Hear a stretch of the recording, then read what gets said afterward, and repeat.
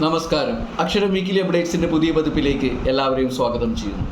കഴിഞ്ഞ ആഴ്ച നടന്ന പ്രധാന സംഭവങ്ങളാണ് നമ്മൾ ഇന്ന് വിലയിരുത്തുന്നത്. പ്രകാശത്തിൻ്റെ നഗരം, പ്രണയത്തിൻ്റെ നഗരം എന്നൊക്കെ അറിയപ്പെടുന്ന ഫ്രാൻസിൻ്റെ തലസ്ഥാനമായ പാരീസിൽ വർണ്ണോജ്വലവും പ്രൗഢഗംഭീരവുമായിട്ടുള്ള ചടങ്ങുകളോടെ 33ാമത് സമ്മർ ഒളിമ്പിക്സിന് തുടക്കമായി. 10,000-ലധികം കായിക താരങ്ങൾ 329 മത്സര ഇനങ്ങളിലായിട്ട് മാറ്റെടുക്കുമ്പോൾ ആവേശം അതിൻ്റെ പരമകാഷ്ഠയിലെത്തും എന്ന കാര്യത്തിൽ ഒരു സംശയവുമില്ല. ഇനി വരുന്ന 2 ആഴ്ചക്കാലം ലോകത്തിൻ്റെ കണ്ണുകൾ മുഴുവൻ പാരീസിലേക്കായിരിക്കും. 1896 ആധുനിക ഒളിമ്പിക്സിന് തുടക്കം കുറിച്ചതെങ്കിലും ഒളിമ്പിക്സിൻ്റെ ചരിത്രം ഒരുപാട് പുറകോട്ട് പോകുന്നതാണ്. പുരാതന ഗ്രീസിൽ BC 8-ാം നൂറ്റാണ്ടിലാണ് ഒളിമ്പിക്സിന് തുടക്കം കുറിച്ചതെന്നാണ് ചരിത്രരേഖകൾ പറയുന്നത്. കൃത്യമായിട്ട് പറഞ്ഞാൽ BC 776. തുടർന്ന് നൂറ്റാണ്ടുകളോളം ഒളിമ്പിക്സ് തുടർച്ചയായിട്ട് നടക്കുകയുണ്ടായി. AD 3-ാം നൂറ്റാണ്ടിൽ റോമൻ ചക്രവർത്തിയായിരുന്ന തെയോഡോഷ്യസ് ഒന്നാമൻ നിരോധിക്കുന്നത് വരെ ഈ ഒളിമ്പിക്സ് അഭംഗുരം തുടരുകയാണ് ഉണ്ടായത്. പിന്നീട് ആധുനിക കാലഘട്ടത്ത് ഫ്രഞ്ചുകാരനായിട്ടുള്ള പീറി ഡി കുബേർട്ടിൻ എന്ന വ്യക്തിയാണ് ഒളിമ്പിക്സിന് തുടക്കം കുറിക്കുന്നത്, ആധുനിക ഒളിമ്പിക്സിന് ചുക്കാൻ പിടിക്കുന്നത്. അതുകൊണ്ട് അദ്ദേഹം ആധുനിക ഒളിമ്പിക്സിൻ്റെ പിതാവെന്നറിയപ്പെടുന്നു. അതുപോലെ തന്നെ ബ്രിട്ടീഷുകാരനായിട്ടുള്ള ഡോക്ടർ വില്യം പെന്നിയും ഒളിമ്പിക്സ് പുനരാരംഭിക്കുന്നതിൽ വളരെ പ്രധാനപ്പെട്ട പങ്കാണ് വഹിച്ചത്. 1896 ഗ്രീസിലെ ഏതൻസിൽ ഒളിമ്പിക്സിൻ്റെ മാതൃഗേഹത്തിൽ തന്നെ ആധുനിക ഒളിമ്പിക്സിന് പീറി ഡി കുബേർട്ടിൻ്റെ നേതൃത്വത്തിൽ തുടക്കം കുറിച്ചത്. പിന്നീട് ലോകത്തിൻ്റെ പല ഭാഗങ്ങളിലായിട്ട് നടന്ന ഒളിമ്പിക്സ് മത്സരങ്ങളിലൂടെ കായിക രംഗം പുതിയ ഉയരങ്ങളിലേക്ക് എത്തുകയുണ്ടായി. പാരീസിനെ സംബന്ധിച്ചിടത്തോളം ഇത് 3ാമത്തെ ഒളിമ്പിക്സാണ്. 2ാമത്തെ ആധുനിക ഒളിമ്പിക്സ് 1900 ആതിഥ്യം വഹിച്ചതും പാരീസാണ്. തുടർന്ന് കൃത്യം 100 കൊല്ലങ്ങൾക്ക് മുമ്പ് 1924 പാരീസ് ഒളിമ്പിക്സിന് ആതിഥേയം വഹിക്കുകയുണ്ടായി. ഈ ഒളിമ്പിക്സിന് ഒരുപാട് പ്രത്യേകതകളുണ്ട്. ഇത് ലിംഗനീതിയുടെ ഒളിമ്പിക്സ് എന്നാണ് അറിയപ്പെടുന്നത്. നമുക്കറിയാം 1896 ഒളിമ്പിക്സിൽ സ്ത്രീകളെ പങ്കെടുക്കാൻ അനുവദിച്ചിരുന്നില്ല. എന്നാൽ ഇന്ന് ഈ പാരീസ് ഒളിമ്പിക്സിൽ പകുതിയോളം അത്ലറ്റുകൾ സ്ത്രീകളാണെന്നുള്ളത് ഈ ലിംഗനീതിയുടെ കാര്യത്തിൽ കായിക ലോകത്ത് പ്രത്യേകിച്ച് ഒളിമ്പിക്സ് നേടിയ മുന്നേറ്റത്തെ സൂചിപ്പിക്കുന്ന കാര്യമാണ്. ഈ പാരീസ് ഒളിമ്പിക്സിൻ്റെ കാര്യത്തിലേക്ക് വരികയാണെങ്കിൽ ഇതിൻ്റെ തീം എന്നുള്ളത് ഗെയിംസ് വൈഡ് ഓപ്പൺ എന്നുള്ളതാണ്. നമ്മൾ നേരത്തെ പറഞ്ഞതുപോലെ ലിംഗനീതിയുടെയും ഉൾക്കൊള്ളലിൻ്റെയും രാഷ്ട്രീയത്തെ പൂർണ്ണമായിട്ടും കായിക വേദിയിലേക്ക് ഉൾച്ചേർക്കുന്നതിൻ്റെ ഭാഗമാണ് ഗെയിംസ് വൈഡ് ഓപ്പൺ എന്ന മുദ്രാവാക്യം അവർ സ്വീകരിച്ചത്. അതുപോലെ തന്നെ ഫ്രീജൻസ് കാപ്പ്, അത് ഫ്രഞ്ച് വിപ്ലവമൊക്കെ ആയിട്ടൊക്കെ ഒരുപാട് ബന്ധപ്പെട്ടിരിക്കുന്ന ഒരു തൊപ്പിയാണ്. ആ ഫ്രീജിയൻ കാപ്പിനെയാണ് ഒളിമ്പിക്സിൻ്റെ മാസ്കോട്ടായിട്ട്, പാരീസ് ഒളിമ്പിക്സിൻ്റെ മാസ്കോട്ടായിട്ട് നിശ്ചയിച്ചിരിക്കുന്നത്. ഇനിയും നമുക്ക് കാത്തിരിക്കാം ഈ 2 ആഴ്ചക്കാലം ഈ ഒളിമ്പിക്സിലുണ്ടാകുന്ന പ്രധാന സംഭവ വികാസങ്ങളൊക്കെ നമ്മൾ ഇനി വരുന്ന അക്ഷരം വീക്കിലി അപ്ഡേറ്റ്സിൻ്റെ പതിപ്പുകളിൽ നമ്മൾ വിവരിക്കുന്നതായിരിക്കും. ഈ കഴിഞ്ഞ ആഴ്ച ലോകം സാക്ഷ്യം വഹിച്ച മറ്റൊരു പ്രധാനപ്പെട്ട സംഭവം അത് അമേരിക്കൻ രാഷ്ട്രീയത്തിലെ നാടകീയതയാണ്. അത് അഭംഗുരം തുടരുന്ന കാഴ്ചയും നമ്മളിവിടെ കാണുന്നുണ്ട്. ഈ തവണ അത് ഡെമോക്രാറ്റിക് പാർട്ടിയുടെ ഭാഗത്തു നിന്നാണ്. ജോ ബൈഡൻ ഡെമോക്രാറ്റിക് പാർട്ടിയുടെ സ്ഥാനാർത്ഥിത്വത്തിൽ നിന്ന് പിന്മാറുകയും കമലാ ഹാരിസിനെ പിന്തുണയ്ക്കുകയും ചെയ്തു. അതിൻ്റെ അനുരണനങ്ങൾ ഇപ്പോഴും അമേരിക്കൻ രാഷ്ട്രീയത്തിൽ തുടരുന്ന കാഴ്ചയാണ് നമ്മൾ കാണുന്നത്. നമുക്കറിയാം ജൂണിൽ നടന്ന ഡിബേറ്റിൽ ബൈഡൻ്റെ പ്രകടനം തീർത്തും നിരാശപ്പെടുത്തുന്നതായിരുന്നു. അതിനുശേഷം ഡെമോക്രാറ്റിക് പാർട്ടിയിലെ തന്നെ ഉന്നതരായിട്ടുള്ള പല നേതാക്കളും ബൈഡൻ സ്ഥാനാർത്ഥിത്വത്തിൽ നിന്ന് പിന്മാറണമെന്ന് അഭ്യർത്ഥിക്കുകയുണ്ട്. പക്ഷേ ആദ്യമൊന്നും അദ്ദേഹം അതിന് വിസമ്മതിച്ചില്ല. പിന്നീട് നാൻസി പെലോസിയും ബാരക് ഒബാമയും ആഡം ഷിഫും അടക്കമുള്ള ഡെമോക്രാറ്റിക് പാർട്ടിയുടെ ഉന്നതരായിട്ടുള്ള നേതാക്കളുടെ സമ്മർദ്ദത്തിന് വഴങ്ങിയാണ് ബൈഡൻ പിന്മാറുന്നതും വൈസ് പ്രസിഡൻ്റായിട്ടുള്ള കമലാ ഹാരിസിനെ പിന്തുണയ്ക്കുന്നതും. ഇതിനുശേഷം ഒരുപാട് ബാരക് ഒബാമയടക്കം ഡെമോക്രാറ്റിക് പാർട്ടിയിൽ ഉന്നതരായിട്ടുള്ള പല നേതാക്കളും ഹാരിസിന് പിന്തുണ അറിയിച്ചു. ഇനി ഓഗസ്റ്റിൽ നടക്കാൻ പോകുന്ന ഡെമോക്രാറ്റിക് പാർട്ടിയുടെ നാഷണൽ കൺവെൻഷനിൽ വെച്ച് വലിയ എതിർപ്പുകളൊന്നും കൂടാതെ ഹാരിസിൻ്റെ നാമനിർദ്ദേശം അംഗീകരിക്കപ്പെടും എന്നാണ് കരുതപ്പെടുന്നത്.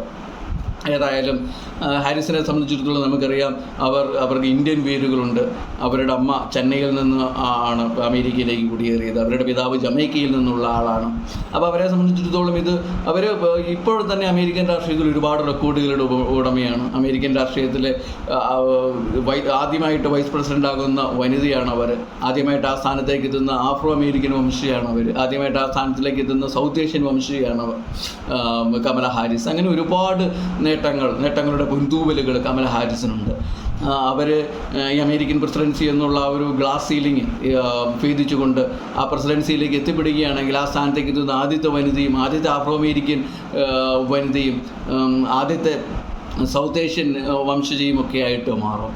ഏതായാലും അമേരിക്കൻ രാഷ്ട്രീയം ഇനി ട്രംപും കമല ഹാരിസും തമ്മിലുള്ള ആവേശകരമായിട്ടുള്ള പോരാട്ടത്തിലേക്കാണ് നീങ്ങുന്നതെന്ന കാര്യത്തിലൊരു സംശയവുമില്ല. അതുപോലെ തന്നെ ആരായിരിക്കും കമലയുടെ റണ്ണിംഗ് മേറ്റ് എന്നുള്ള കാര്യത്തിലും അഭ്യൂഹങ്ങൾ തുടരുകയാണ്. ഏറ്റവും സാധ്യത കൽപ്പിക്കപ്പെടുന്ന പെൻസിൽവാനിയയുടെ ഗവർണറായിട്ടുള്ള ജോ ഷാപ്പുറൊക്കെയാണ്. നമുക്കറിയാം പെൻസിൽവാനിയ ഒരു സ്വിംഗ് സ്റ്റേറ്റാണ്. 2016 ട്രംപ് പെൻസിൽവാനിയ പിടിച്ചെടുത്തു. എന്നാൽ 2020 ബൈഡനാണ് അത് പിടിച്ചെടുത്തത്. പെൻസിൽവാനിയ, മിഷിഗൻ, വിസ്കോൺസിൻ, ആരിസോണ ഈ സ്റ്റേറ്റുകളുടെ വിജയം വളരെ നിർണായകമാണ്. അതുകൊണ്ട് ജോ ഷാപ്പുറൊക്കെയാണ് ഏറ്റവും കൂടുതൽ സാധ്യത കൽപ്പിക്കപ്പെടുന്നത്. അതുപോലെ തന്നെ അരിസോണയിൽ നിന്നുള്ള മറ്റൊരു സ്വിംഗ് സ്റ്റേറ്റ്, അരിസോണയിൽ നിന്നുള്ള സെനറ്ററായിട്ടുള്ള മാർക്ക് എല്ലിയുടെ പേരും ഉയർന്നു കേൾക്കുന്നുണ്ട്. അതുപോലെ തന്നെ കെൻഡക്കി ഗവർണറായിട്ടുള്ള ആൻഡി ബഷീർ, വളരെ ചെറുപ്പക്കാരനായിട്ടുള്ള, ഒരുപാട് നമുക്ക് റിപ്പബ്ലിക്കൻ എന്ന് പറയാവുന്ന ഒരു സംസ്ഥാനത്തിൻ്റെ ഗവർണറായിട്ട് തുടർച്ചയായിട്ട് തിരഞ്ഞെടുക്കപ്പെട്ട് എല്ലാ മേഖലകളിലും സ്വാധീനമുള്ള ആളാണ് ആൻഡി ബഷീർ. അദ്ദേഹത്തിൻ്റെ പേരും പരിഗണിക്കപ്പെടുന്നുണ്ട്. അതുപോലെ തന്നെ നോർത്ത് കരോളിന ഗവർണറായിട്ടുള്ള റൂയി കൂപ്പറുടെ പേരും ഉയർന്നു വരുന്നുണ്ട്. അതുപോലെ തന്നെ ഇലിനോയിസ് ഗവർണറായിട്ടുള്ള JB പ്രിറ്റ്സ്കർ, അതുപോലെ തന്നെ നിലവിലത്തെ ട്രാൻസ്പോർട്ടേഷൻ സെക്രട്ടറി ആയിരുന്നു പീറ്റ് ബൂട്ടികെക്, അദ്ദേഹവും ശക്തമായിട്ട് രംഗത്തുണ്ട്. അപ്പോൾ ഇനി വരുന്ന ആഴ്ചകളിൽ ഏതായാലും കമലയുടെ റണ്ണിംഗ് മേറ്റ് ആരായിരിക്കുമെന്നുള്ള കാര്യത്തിലായിരിക്കും എല്ലാവരുടെയും ആകാംക്ഷയും കണ്ണുകളും ഒക്കെ ഉണ്ടാവുക.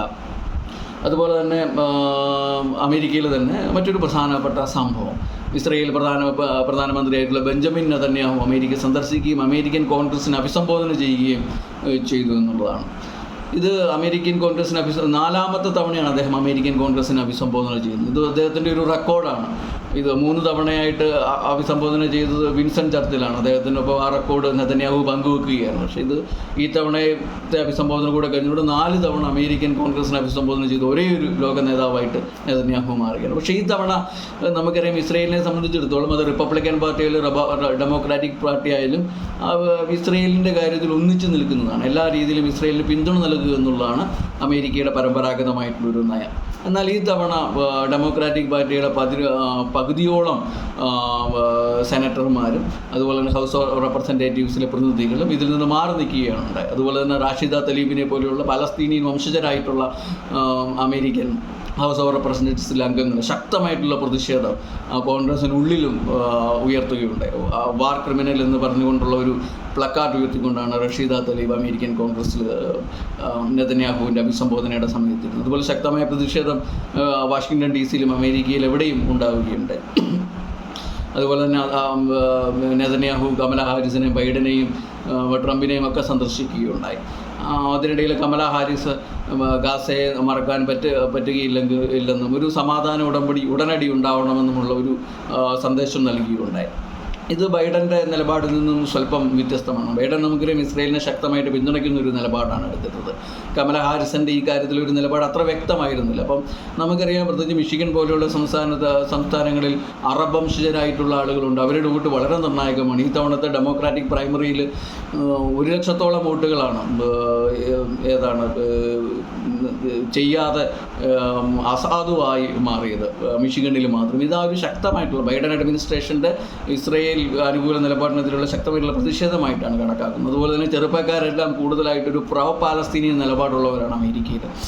അപ്പോൾ അവരുടെയൊക്കെ ഒരു വോട്ടുകൾ വളരെ നിർണായകമാണ്. ഈ തരത്തിൽ കമല ഹാരിസ് നെതന്യാഹുവിനോട് ശക്തമായിട്ടുള്ളൊരു സമീപനം, ഒരു നിലപാടിലെങ്കിലും എടുത്തത് ഈ ഒരു വോട്ട് ബാങ്കിനെയൊക്കെ സ്വാധീനിക്കുമോ എന്ന് നമുക്ക് കണ്ടറിയാം. തുടർന്നുള്ള നാളുകളിലും കമലയുടെ ഈ കാര്യത്തിലുള്ള നിലപാട്, അവരുടെ നിലപാട് എന്താണെന്ന് അവർ വ്യക്തമാക്കുന്നതോട് ഈ കാര്യത്തിൽ കൂടുതൽ ക്ലാരിറ്റി വരും. അതിനിടയിൽ ഇസ്രയേൽ പാലസ്തീനിയൻ കോൺഫ്ലിക്റ്റിലുണ്ടായിട്ടുള്ള മറ്റൊരു നിർണായകമായിട്ടുള്ള നീക്കമെന്നുള്ളത്, ഇത് സംഭവിച്ചത് ചൈനയുടെ ഭാഗത്തു നിന്നാണ്. നമുക്കറിയാം പാലസ്തീനിൽ 2 ശക്തമായിട്ടുള്ള വിഭാഗങ്ങൾ, ഫത്തേഹും ഹമാസും 2006 മുതൽ ഇവർ തമ്മിൽ സംഘർഷത്തിലാവുകയും ഫത്തേ വെസ്റ്റ് ബാങ്കിലും ഹമാസ് ഗാസയിലെയും ഭരണമാണ് നിർവഹിച്ചു പോകുന്നത്. ഇവരെ രണ്ടുപേരെയും ഒന്നിപ്പിച്ചുകൊണ്ടൊരു റീകൺസിലിയേഷൻ ഗവൺമെൻറ്, ഒരു സംയുക്ത ഗവൺമെൻറ് എന്നുള്ള രീതിയിലേക്ക് കൊണ്ടുവരിക എന്നുള്ള ലക്ഷ്യത്തോടെ ചൈന നീങ്ങുകയാണ്. അതിനിടയിൽ ഈ 2 പേരുമായിട്ട്, ഈ 2 ഗ്രൂപ്പുകളുമായിട്ട് മീറ്റിംഗ് നടത്തി 2 പേരും തത്വത്തിൽ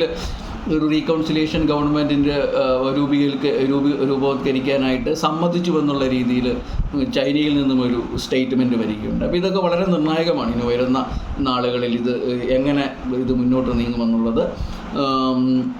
ലോകരാഷ്ട്രീയത്തെ, പ്രത്യേകിച്ച് പാലസ്തീനിയൻ ഇസ്രായേൽ കോൺഫ്ലിക്റ്റിനെ നിർണ്ണയിക്കുന്നതിൽ വളരെ നിർണായകമാണ്. നമുക്കറിയാം അമേരിക്കയും ചൈനയും രണ്ട് ലോകശക്തികളായിട്ട് ഉയർന്നു വരുമ്പോൾ അവർ രണ്ടുപേരും ഈ കാര്യത്തിൽ എന്ത് നിലപാടെടുക്കുമെന്നുള്ളത് വളരെ നിർണായകമാണ്.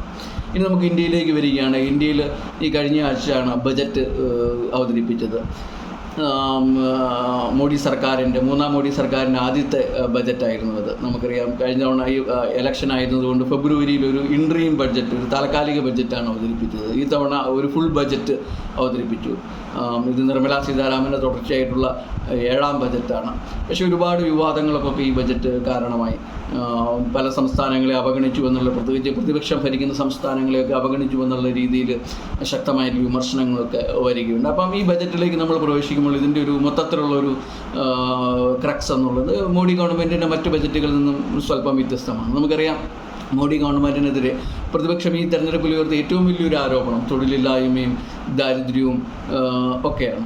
അപ്പം ഈ ഒരു കാര്യത്തിൽ പ്രത്യേകിച്ച് തൊഴിൽ നൽകുന്നതിലൊക്കെ കേന്ദ്രീകരിച്ചുകൊണ്ടുള്ളൊരു ബജറ്റായിരുന്നു അത്. അതിലേറ്റവും പ്രധാനപ്പെട്ട ഒരു ഹൈലൈറ്റ് എന്നുള്ളത് 1 കോടിയോളം യുവാക്കൾക്കുള്ള ഒരു യുവതികൾക്കും യുവാക്കൾക്കുമായിട്ടുള്ള ഒരു ഇൻറ്റേൺഷിപ്പ് പ്രോഗ്രാം ഇതിൽ അവതരിപ്പിക്കപ്പെട്ടു എന്നുള്ളതാണ്. അതിലോ ഇന്ത്യയിലെ പ്രധാനപ്പെട്ട 500 കമ്പനികളിലായിട്ട് 1 കോടിയോളം യുവജനങ്ങൾക്ക് ഇൻറ്റേൺഷിപ്പ് നൽകുക എന്നൊരു പദ്ധതിയാണ്. അത് രാജ്യത്ത് ഉയർന്നു വരുന്ന തൊഴിലില്ലായ്മയെ പരിഹരിക്കുവാൻ ലക്ഷ്യമിട്ടുകൊണ്ടുള്ളതാണ് ഇത് എന്നാണ് ധനമന്ത്രി പറഞ്ഞത്. പക്ഷേ ഇതിൻ്റെ കാര്യത്തിലൊന്നും കൃത്യമായിട്ടുള്ളൊരു വ്യക്തതയില്ല. ഇതിലിപ്പം ഗവൺമെൻറ് പറഞ്ഞിരിക്കുന്നത് അതാത് കമ്പനികളുടെ CSR ഫണ്ട് വിനിയോഗിച്ചുകൊണ്ട് ഇത് നടത്തണമെന്നുള്ളതാണ്. ഇതിനു വേണ്ടിയുള്ള നീക്കിയിരിപ്പ് വെറും 10,000 കോടി മാത്രമാണ്. അതുകൊണ്ട് ഈ കാര്യത്തിലൊന്നും കൃത്യമായിട്ടുള്ളൊരു വ്യക്തത വന്നിട്ടില്ല. അതുപോലെ തന്നെ മറ്റൊരു പ്രധാനപ്പെട്ട കാര്യം MSMEകളെ, ചെറുകിട വ്യവസായ സംരംഭങ്ങളെ സഹായിക്കുക എന്നുള്ളതാണ്. നമുക്കറിയാം ഇപ്പോൾ കോവിഡിന് ശേഷം അതുപോലെ തന്നെ GSTയുടെ വരവ്, ഡിമോണിറ്റൈസേഷൻ, ഇതെല്ലാം രാജ്യത്തെ ഈ ചെറുകിട വ്യവസായ സ്ഥാപനങ്ങൾ, രാജ്യത്തിൻ്റെ GDPയിൽ 40% സംഭാവന ചെയ്യുന്നത് ഈ ചെറുകിട വ്യവസായങ്ങളാണ്. അപ്പോൾ അവരെ വളരെ ഗണ്യമായിട്ടും വളരെ ദോഷകരമായിട്ടുള്ള രീതിയിൽ ബാധിച്ചിട്ടുണ്ട്. അവർക്ക് ഉള്ള പലവിധ സഹായങ്ങൾ ഈ ബജറ്റിൽ പ്രഖ്യാപിച്ചിട്ടുണ്ട്. അതുപോലെ തന്നെ മറ്റൊരു പ്രധാനപ്പെട്ട കാര്യം PN ജന്മ എന്ന് പറഞ്ഞ് രാജ്യത്തെ ഏറ്റവും കൂടുതൽ അവഗണിക്കപ്പെടുന്ന ആദിവാസി വിഭാഗങ്ങൾക്ക് വേണ്ടിയുള്ളൊരു പ്രൊജക്റ്റ് ഈ ബജറ്റിൽ പ്രഖ്യാപിക്കപ്പെട്ടിട്ടുണ്ട്. അതുപോലെ തന്നെ ഇൻഫ്രാസ്ട്രക്ചർ ഡെവലപ്മെൻറ്റ്, നമുക്കറിയാം മോഡി ഗവൺമെൻറ് തുടക്കം മുതൽ പ്രാധാന്യം നൽകുന്നതാണ് ഇൻഫ്രാസ്ട്രക്ചർ ഡെവലപ്മെൻറ്റ്. അതിനുവേണ്ടിയും ഗണ്യമായിട്ടുള്ളൊരു നീക്കിയിരിപ്പ് ഈ ബജറ്റിലുണ്ട്. അതുപോലെ തന്നെ മറ്റൊരു പ്രധാനപ്പെട്ട ഒരു ഹൈലൈറ്റ് ഈ ബജറ്റിനെ സംബന്ധിച്ചിടത്തോളം ബീഹാറിനും ആന്ധ്രാപ്രദേശിനും കൊടുത്തിട്ടുള്ളൊരു വലിയ പ്രാധാന്യമാണ്. നമുക്കറിയാം ആന്ധ്രയിൽ നിന്നുള്ള TDPയും ബീഹാറിൽ നിന്നുള്ള JDUവും NDAയുടെ പ്രധാനപ്പെട്ട ഭാഗങ്ങളാണ്. ഈ ഗവൺമെൻറ്റിനെ നിലനിർത്തുന്നതിൽ അവർ വഹിക്കുന്ന പങ്ക് വളരെ പ്രധാനപ്പെട്ടതാണ്. അമരാവതിയുടെ വികസനത്തിനായി പുതിയ തലസ്ഥാനം, ആന്ധ്രയുടെ പുതിയ തലസ്ഥാനം അമരാവതിയുടെ വികസനത്തിനായി 15,000 കോടിയിലധികം നീക്കിയിരിപ്പുണ്ട്. അതുപോലെ തന്നെ ബീഹാറിൽ ഇൻഫ്രാസ്ട്രക്ചർ ഡെവലപ്മെൻറ്റിന് വേണ്ടിയും പവർ പ്ലാന്റ് നിർമ്മാണത്തിനും ഒക്കെ ആയിട്ട് ഏകദേശം 26,000 കോടിയോളം രൂപയുടെ നീക്കിയിരിപ്പുണ്ട്. ഇതൊക്കെ പ്രത്യേകിച്ച് പ്രതിപക്ഷ പാർട്ടികളിൽ നിന്ന് ശക്തമായിട്ടുള്ളൊരു വിമർശനമുണ്ട്. മറ്റ് പല സംസ്ഥാനങ്ങൾക്കും യാതൊന്നും റെലവൻ്റ് ആയിട്ടുള്ള പദ്ധതികളൊന്നും ലഭിക്കാതിരുന്നതൊക്കെ ശക്തമായിട്ടുള്ള വിമർശനങ്ങൾക്കൊക്കെ കാരണമായി. തുടർന്ന് വന്ന നീതി ആയോഗ് മീറ്റിങ്ങിലൊക്കെ പ്രതിപക്ഷ പാർട്ടിയിലെ മുഖ്യമന്ത്രിമാരൊന്നും പങ്കെടുക്കാതിരുന്നതൊക്കെ ശ്രദ്ധേയമായിട്ട് അതൊക്കെ ഇതിൻ്റെ ഒരു പ്രത്യാഘാതങ്ങളായിട്ട് നടന്നു എന്നുള്ളതാണ്. മറ്റൊരു പ്രധാനപ്പെട്ട സംഭവം ബ്രിട്ടീഷ് ഫോറിൻ സെക്രട്ടറി ആയിട്ടുള്ള ഡേവിഡ് ലാമിയുടെ ഇന്ത്യ സന്ദർശനമാണ്. 10 വർഷത്തോളമായിട്ട് നടക്കുന്ന ഇന്ത്യ ബ്രിട്ടൻ ഫ്രീ ട്രേഡ് എഗ്രിമെൻറ്റിനെ സംബന്ധിച്ചുള്ള ചർച്ചകൾക്ക് കൂടുതൽ ഊർജ്ജം പകരുന്നതായി ഈ സന്ദർശനം. 2 ആഴ്ച മുമ്പാണ് നമുക്കറിയാം ബ്രിട്ടനിൽ പുതിയ ലേബർ പാർട്ടി അധികാരമേറ്റത്. അധികാരത്തിലെത്തുന്നതിന് മുമ്പ് തന്നെ ലേബർ പാർട്ടി ഇന്ത്യയുമായിട്ടുള്ള ഫ്രീ ട്രേഡ് എഗ്രിമെൻറ്റിന് ശക്തമായിട്ടുള്ള മുൻകൈ എടുക്കുമെന്ന് പറഞ്ഞിരുന്നു. ഇത് സംബന്ധിച്ചുള്ള ചർച്ചകൾ ഡേവിഡ് ലാമിയുടെ സന്ദർശന വേളയിലുണ്ടായി. മറ്റൊരു പ്രധാനപ്പെട്ട സംഭവം ടെക്നോളജി സെക്യൂരിറ്റി ഇനീഷ്യേറ്റീവ് എന്ന് പറഞ്ഞ് ഇന്ത്യയും ബ്രിട്ടനും തമ്മിൽ പുതിയൊരു കരാറിലെത്തി എന്നുള്ളതാണ്. ഇത് ആർട്ടിഫിഷ്യൽ ഇൻ്റലിജൻസ്, ടെലികോം മേഖല, അതുപോലെയുള്ള സാങ്കേതിക മേഖലകളിൽ ഇന്ത്യയും ബ്രിട്ടനും തമ്മിലുള്ള ബന്ധത്തെ കൂടുതൽ ശക്തിപ്പെടുത്തുന്നത് ലക്ഷ്യം വെച്ചിട്ടാണ് ടെക്നോളജി സെക്യൂരിറ്റി ഇനീഷ്യേറ്റീവ് എന്നുള്ള ഈ പുതിയ കരാർ നിലവിൽ വന്നത്. മറ്റൊരു പ്രധാനപ്പെട്ട കാര്യം അസമിലെ ചരൈദോ മൈതാമിനെ യുനെസ്കോയുടെ വേൾഡ് ഹെറിറ്റേജ് ലിസ്റ്റിൽ ഉൾപ്പെടുത്തി എന്നുള്ളതാണ്. വേൾഡ് ഹെറിറ്റേജ് ലിസ്റ്റിലെ കൾച്ചറൽ പ്രോപ്പർട്ടി എന്ന വിഭാഗത്തിലാണ് അസമിലെ ചരൈദോ മൈതാമിനെ ഉൾപ്പെടുത്തിയത്. അസമിലെ ഈ മൈതാമുകൾ എന്ന് വിളിക്കപ്പെടുന്ന അസമിലെ അഹോം സാമ്രാജ്യത്തിലെ ഭരണാധികാരികളുടെ കുഴിമാടങ്ങളെയാണ്, അവരുടെ ശവസംസ്കാര സ്ഥലങ്ങളെയാണ് മൈദാം എന്ന് വിളിക്കുന്നത്. നമുക്കറിയാം ഈജിപ്തിലെ ഫറോമാരുടെ പിരമിഡ് പോലെ തന്നെയാണത്. പക്ഷെ അതിൻ്റെ നിർമ്മാണ രീതി വ്യത്യസ്തമാണ്. ഗ്രൗണ്ടിൽ മണലും മണ്ണും എല്ലാം ചേർത്ത് നിർമ്മിക്കുന്ന സ്തംഭങ്ങളും ഗോപുരങ്ങളുമൊക്കെയാണ് ഈ മൈദാമുകൾ. ഏകദേശം 150ഓളം മൈദാമുകൾ അസമിൽ, പ്രത്യേകിച്ച് ബ്രഹ്മപുത്ര വാലിയിൽ അങ്ങോളം ഇങ്ങോളമായിട്ടുണ്ട്. 13-ാം നൂറ്റാണ്ട് മുതൽ 19-ാം നൂറ്റാണ്ട് വരെ അസമിനെ ഭരിച്ചിരുന്ന അഹോം രാജാക്കന്മാരുടെയും അതുപോലെ തന്നെ പ്രധാനപ്പെട്ട ജനറൽമാരുടെയും എല്ലാം ശവകുടീരങ്ങളാണ് ഈ മൈദാമുകൾ. അതിൽ തന്നെ ചരൈദോ എന്ന പ്രദേശത്താണ് മനോഹരമായിട്ടുള്ള കൂടുതൽ മൈദാമുകളുള്ളത്. അതുകൊണ്ടാണ് ഈ പ്രദേശത്തെ മൈദാമുകളെ യുനെസ്കോയുടെ വേൾഡ് ഹെറിറ്റേജ് ലിസ്റ്റിൽ ഉൾപ്പെടുത്തിയത്. ഇതോടുകൂടി ഇന്ത്യയിൽ നിന്നും ഏകദേശം 43ഓളം സ്ഥലങ്ങൾ വേൾഡ് ഹെറിറ്റേജ് ലിസ്റ്റിൽ ഉൾപ്പെട്ടിട്ടുണ്ട്. ഇപ്പോൾ ഡൽഹിയിൽ നടക്കുന്ന വേൾഡ് ഹെറിറ്റേജ് കമ്മിറ്റിയുടെ മീറ്റിങ്ങിലാണ് ഈ തീരുമാനമുണ്ടായത്. ഇന്ത്യയെ സംബന്ധിച്ചിടത്തോളം വളരെ അഭിമാനപരമായിട്ടുള്ള ഒരു തീരുമാനമാണ്, ഒരു നേട്ടമാണത് എന്ന കാര്യത്തിൽ ഒരു സംശയവുമില്ല. മറ്റൊരു പ്രധാനപ്പെട്ട സംഭവം, കാർഗിൽ യുദ്ധവിജയത്തിൻ്റെ 25ാമത്തെ വാർഷികം ജൂലൈ 26-ാം തീയതി രാഷ്ട്രം ആചരിച്ചു. നമുക്കറിയാം കാർഗിൽ യുദ്ധവിജയം ഇന്ത്യയെ സംബന്ധിച്ചിടത്തോളം വളരെ പ്രധാനപ്പെട്ടതാണ്. 1999 മെയ്യിലാണ് പാകിസ്ഥാൻ കാർഗിൽ മേഖലയിലേക്ക് നുഴഞ്ഞുകയറ്റം ആരംഭിക്കുന്നത്. ഓപ്പറേഷൻ ബദ്രി എന്ന് പേരിട്ട് പാകിസ്ഥാൻ്റെ ഈ ഓപ്പറേഷൻ്റെ ലക്ഷ്യം ലഡാക്കിനെ കാശ്മീരിൽ നിന്നും മുറിച്ചു മാറ്റുകയും സിയാച്ചിൻ ഗ്ലേസിയർ കരസ്ഥമാക്കുകയും തുടർന്ന് ഇന്ത്യയുമായിട്ട് കാശ്മീരിൻ്റെ കാര്യത്തിലൊരു ബാർഗൈനിങ് നടത്തുക എന്ന ലക്ഷ്യത്തോടു കൂടിയാണ് അവർ ഓപ്പറേഷൻ ബദ്രിക്ക് തുടക്കം കുറിക്കുന്നത്. എന്നാൽ ഈ നീക്കം തിരിച്ചറിഞ്ഞ ഇന്ത്യൻ പട്ടാളം ശക്തമായിട്ട് തിരിച്ചടിക്കുകയും ഓപ്പറേഷൻ വിജയ് എന്നുള്ളതാണ് ഇന്ത്യൻ കരസേനയുടെ പ്രധാനപ്പെട്ട ഈ നീക്കത്തിൻ്റെ പേര്. ഏകദേശം 2 ലക്ഷത്തോളം സൈനികരെ ഈ മേഖലയിലെ ലഡാക്ക് മേഖലയിലെ കാർഗിൽ, ദ്രാസ്, ബലായ്ക്കോട്ട് മേഖലകളിലൊക്കെ ആയിട്ട് വിന്യസിക്കുകയും പാകിസ്ഥാൻ സൈന്യം കൈവശപ്പെടുത്തി 200 കിലോമീറ്ററോളം വരുന്ന പ്രദേശങ്ങളെ തിരിച്ചു പിടിക്കുകയും ചെയ്തു. ഇത് സത്യം പറഞ്ഞു കഴിഞ്ഞാൽ ഈ ഒരു ഉയർന്ന ഹൈ ആൾട്ടിറ്റ്യൂഡ് മേഖലയിൽ നടന്ന അപൂർവം യുദ്ധങ്ങളിലൊന്നാണ്. ഇന്ത്യൻ മിലിറ്ററിയുടെ ശക്തി വെളിപ്പെടുത്തുന്ന ഒരു പ്രകടനമായിരുന്നു ഇത്. അതുപോലെ തന്നെ വ്യോമസേനയും ഇതിൽ പ്രധാനപ്പെട്ട പങ്കാണ് ഈ യുദ്ധത്തിൽ വഹിച്ചിട്ടുള്ളത്. ഓപ്പറേഷൻ സഫേദ് സാഗർ എന്നാണ് വ്യോമസേനയുടെ ഈ നീക്കത്തിൻ്റെ പേര്. അങ്ങനെ കരസേനയുടെ ഓപ്പറേഷൻ വിജയും വ്യോമസേനയുടെ ഓപ്പറേഷൻ സഫേദ് സാഗറും ചേർന്നുള്ള നീക്കമാണ് പാകിസ്ഥാൻ്റെ ഈ നീക്കത്തെ പരാജയപ്പെടുത്തുകയും തുടർന്ന് ജൂലൈ 26-ാം തീയതി പാകിസ്ഥാൻ അത് കൈവശപ്പെടുത്തി എല്ലാ മേഖലകളിൽ നിന്ന് പിന്മാറുകയും ഇന്ത്യൻ സൈന്യം പൂർണ്ണ വിജയം നേടുകയും ചെയ്തത്. രാജ്യത്തെ സംബന്ധിച്ചിടത്തോളം, രാജ്യത്തിൻ്റെ ചരിത്രത്തെ സംബന്ധിച്ചിടത്തോളം വളരെ നിർണായകമായിട്ടുള്ളൊരു വിജയമായിരുന്നു ഇത്. ലോക മിലിറ്ററി ഹിസ്റ്ററിയിലും ഇത് വളരെ പ്രധാനപ്പെട്ടതാണ്.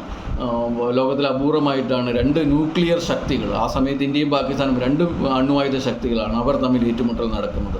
ഇതിനു മുമ്പുള്ള ഒരേ ഒരു ഇതുപോലെയുള്ളൊരു സംഭവം എന്ന് പറയുന്നത് 1968 സോവിയറ്റ് യൂണിയനും ചൈനയും തമ്മിൽ നടന്ന ബോർഡർ ക്ലാഷാണ്. അപ്പോൾ അങ്ങനെ മിലിറ്ററി ഹിസ്റ്ററിയിലും ഇന്ത്യൻ ചരിത്രത്തിലും വളരെ നിർണായകമായിട്ടുള്ള പ്രാധാന്യമാണ് കാർഗിൽ യുദ്ധവിജയത്തിനുള്ളത്.